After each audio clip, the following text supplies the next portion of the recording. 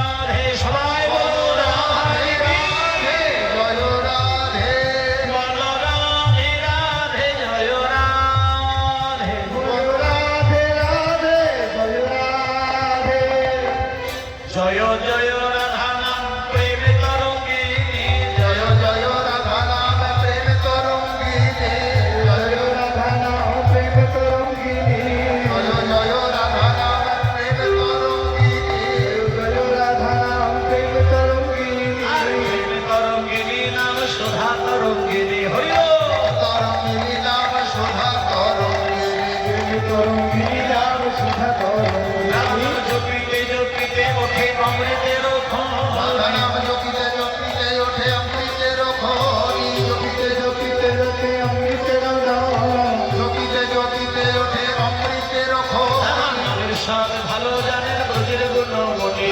নামের স্বাদ ভালোই জানে ব্রজের নীলমণি নামের স্বাদ ভালো জানে ব্রজের নীলমণি আর বাসি আমরে গান করেন দিবস রজনী বাসি আমরে গান করে দিবস রজনী আমি গিয়ে গৌর হলেন ব্রজের গুণমণি রাধা আমি গিয়ে গৌর হলেন ব্রজের নীলমণি নামে যে গৌর হলেন ব্রজের গুণমণি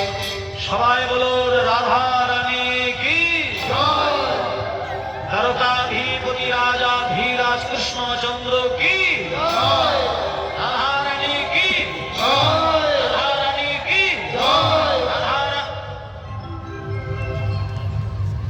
আচ্ছা সবাই কি জয় দিচ্ছে না একটু দিচ্ছে সকলে একটু দিয়েছে তো আর মনে হচ্ছে কেউ বাদ দিয়েছে একটু উচ্চই সাথে মানে এই মুহূর্তে যে জয়টা হচ্ছে সেটা 20,000 শব্দের মধ্যে যারা ওই ঘড়িতে 20,000 হচ্ছে এখন যদি 20,000 হয়নি আমি তো নিজে দেখছি আমাকে 20,000 সেটা হচ্ছে শব্দটা একটু গম্ভীর হবে অর্জের মতো শব্দ করে বলুন তো দেখি রাধা রানী কি